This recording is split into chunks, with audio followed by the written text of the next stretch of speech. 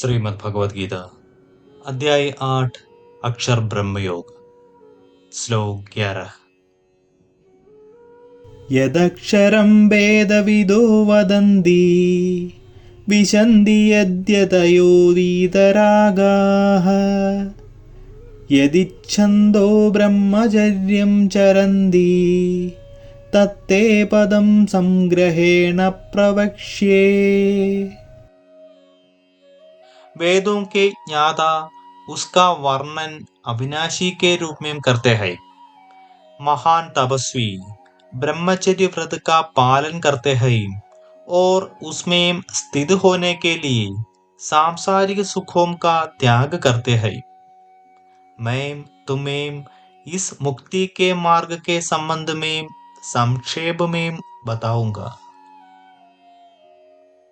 वेदों में भगवान के अनेक नामों का उल्लेख किया गया है, जिनमें से कुछ नाम सत, अव्याकृत प्राण, इंद्र, देव, ब्राह्मण, भगवान, पुरुष इत्यादि है।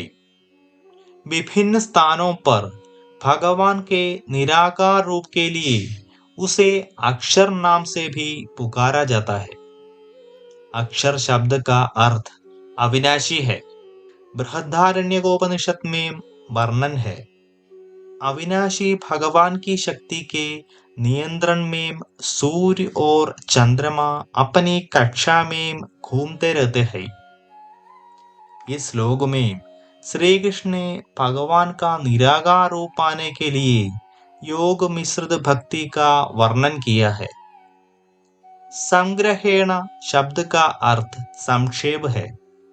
वे इस पद का वर्णन विस्तार से करने की अपेक्षा संक्षेप में करते हैं, क्योंकि यह मार्ग सबके लिए उपयुक्त नहीं है।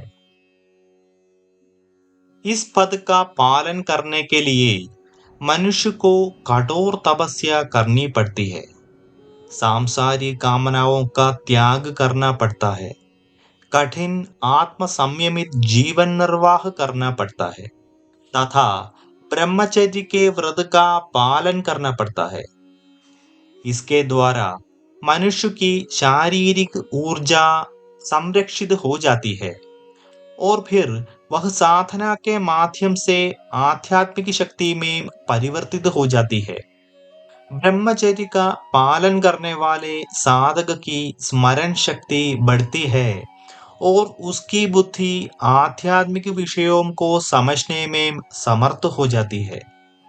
इसका विस्तृत वर्णन पहले ही अध्याय 6 के 14वें श्लोक में किया गया है।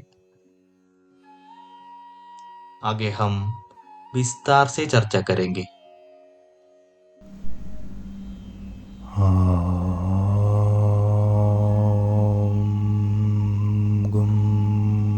गुरुभ्यो